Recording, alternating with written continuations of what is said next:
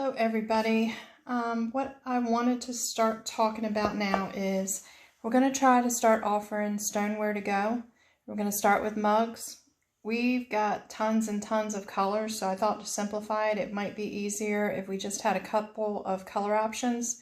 We're going to start with a purpley blue and like a more neutral brown combo.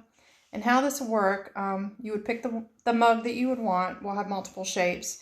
We have this one and this one to start. When you get it, it'll all be wrapped in brown paper and it will have your paints and your brushes all included. So when you get it home, you'll unwrap your paper. I don't have the paper right now, but you'll unwrap the paper, place your mug on the paper, and we're going to start going over what all of these different colored lines mean. Stoneware is different than our other normal low fireware in that it's going to sit directly on our shelf. So to keep your paints from getting on the shelf and ruining the kiln, we wax the bottom. I've already done that for you, but you see where the red line is? That is going to be your no paint below that line. So keep in mind. And we also have a 1, 2, and a 3. The colors that are going to come with this particular sample are the purpley and the blues, and they are going to be numbered. You got number 1, number 2, and number 3. Now number 3 has got little crystals in it, so that's really cool stuff about stoneware, is that it's going to move once it's in the kiln and firing. So what you're going to do is kind of pay attention to where this green line is. Don't worry about covering it up because you want to. It's more of a visual, just so you know this is going to be where your crystals are going to go for the last step. So for the first step, you would take number 1, which is labeled number 1, and we are going to paint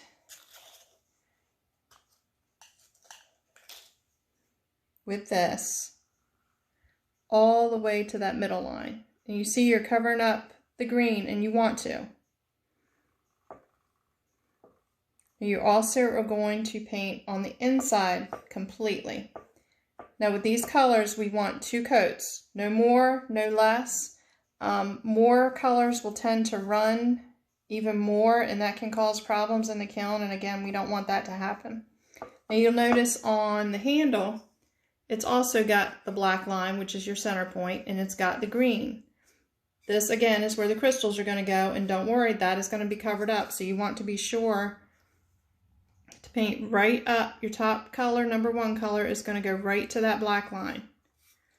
Now, even though you can't see the inside of the handle very well, you want to be certain that you do completely get that covered.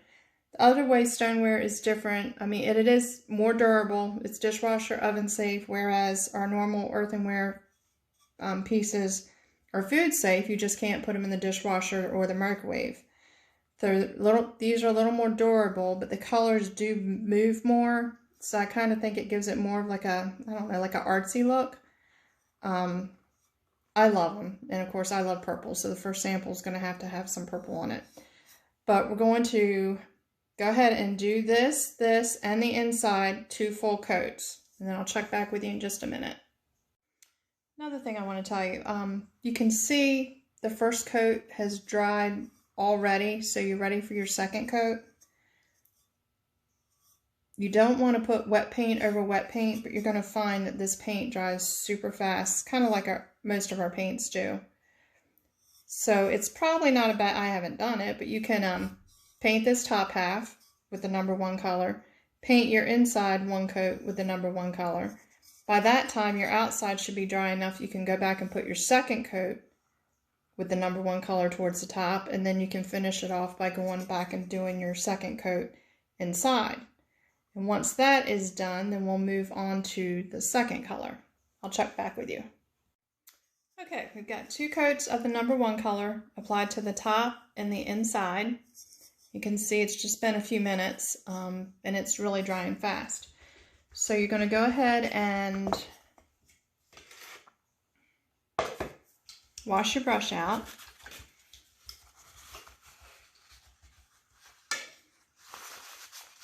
Make sure you get all the colors out the best you can. And just kind of squeeze out the extra water. Now we're going to move on to number 2. Number 2 also says number 2.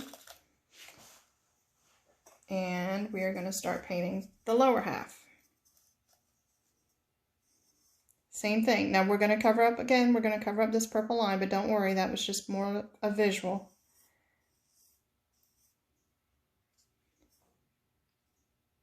And don't worry about your lines being perfectly straight, because the crystal coat that we're going to put around the middle is going to kind of make the paint move a little bit, which is what we want, which is what I think makes it look, you know, it's another reason why I love stoneware. It's just so pretty. So I'm going to do 2 coats of the number 2, and then also to be sure to get right up to that line on the handle. And I will check back with you. Okay, so I've got the lower half done. A little trick to how to paint that is if you've allowed this top to dry, you can kind of just put your hand right in the cup. So you've got all that area that you can cover without actually touching it. Now you'll notice I haven't done anything to the bottom, and we need to leave that clear. Don't paint it. That'll just stick to the shelf and it'll ruin your mug. So we are going to let both top and bottom color dry. And while that's drying, we'll get our brush cleaned off. Now you can see I've covered up the little green dashed line, and that's perfect. That's what you want. That was just more of a visual, so you know where our last coat is going to go. So the last coat has got crystals in it. Like I said, they're the ones that are going to burst, and it's going to really make it look really cool. Because it has crystals in it, we want to consciously be aware that when we are putting this last coat on, your crystals are in a little container like this. Go ahead and stir it up. That'll bring your crystals to the top. The more crystals you can see, the more color burst you're going to have. Now, since the line is gone and you're like, oh my gosh, where was that band supposed to be? A good rule of thumb, imagine maybe as thick as your thumb, top and bottom, that's where the band's going to be. It's going to be about that thick. And you also want to be sure that you put it on the handle as well, so you get that same look. So you don't need to so much brush it like you brushed it the other colors. I would more or less kind of just dab it.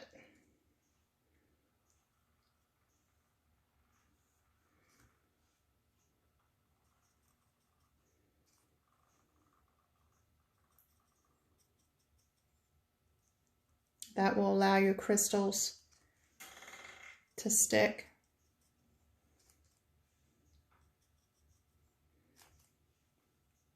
And since you're doing this at home, I would suggest just kind of maybe finding a safe place up on the counter and letting it sit and dry overnight. Once that has happened, you can go ahead and just put it right back in the same paper if the paper's not dirty. Too bad, or you can turn the paper to the other side. You want clean paper to be facing your painted mug. And so I'm just kind of blotting back and forth. You can see there are some crystals, some are not. Now you don't want to go any lower because again, stoneware gets fired much hotter than what we normally do in the shop. So if you were to put crystals close to the bottom, it would probably run right off the mug. So I'm just kind of patting it around. You can see the crystals everywhere. And I think that's enough for that part. Now just go back and we're going to do the same thing to the handle, just real quick. Just one little pop of color. And don't worry if when it's drying, if some of the crystals should pop off. I'll put them back on before I put it in the kiln. You only need to do one plopped on coat of the crystals. So this is what we have, and that's finished. Now you're going to notice the paint that I sent with you, this wasn't full to begin with. We still have a ton. This is the base, or the first color. There's a lot left, and then the bottom color, still a lot left. So when you wrap up your mug to bring it back, if you don't mind just putting those right back in the package the same way you received them, because I can use them again. All right, and once I get this fired, I will post pictures of the finished product. The other one that we've not painted is going to be done in browns, and I'll post that picture as well. Okay, I've just finished painting my number 1 and number 2 on my brown, and I noticed something I just wanted to tell you so you don't get concerned if you see it on yours. Where I did the dashed lines, it didn't show up on the other one, but you can see how it's showing through, and you can see the numbers a little bit. Don't worry about that. Even if you see it when you're done painting, don't worry, because once I fire it, all that will be gone. Just want to make sure I told you so you didn't work too hard trying to cover it up. It's okay if it does show through. Okay, so I'm thinking maybe I plopped a little too enthusiastically on the browns. What I'm going to do is, while it's still damp or still really wet, I'm going to try just wiping back that area with a paper towel. Okay, so paper towel was not as easy. I'm going to just go with the old tried and true, just your finger.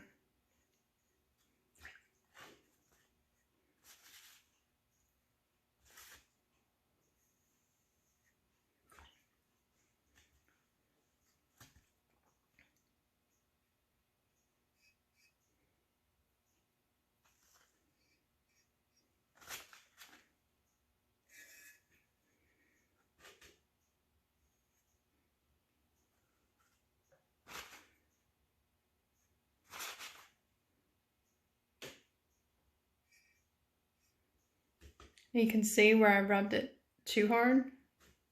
Not a problem. Just take that number 2 color after this is dried and just go back over it a little bit. These colors are going to look good mixed together. So even the part here that has a little bit of the crystals that have run down that's still there, I'm not going to worry about that. I think it's going to look good. I mean, the crystal part of it is gone, so I don't really have to worry about it running. So I'm just kind of blotting off. So when you do yours, I would suggest maybe not plopping it on quite as heavy as I did. I guess I got a little bit excited.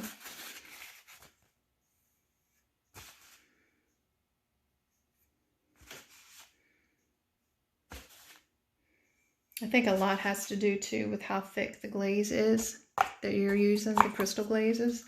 The crystals that I used on the blue and purpley mug was much thicker. So when I was plopping it on, it didn't move as much.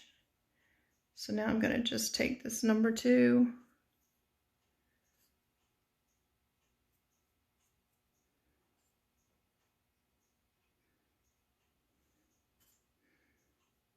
And I'm not going right up to where the crystals start, just a little bit where it kind of moved down a little bit. You can even see I pretty much got it everywhere. I got a little bit in the handle. Not gonna worry about it. Just smooth it along.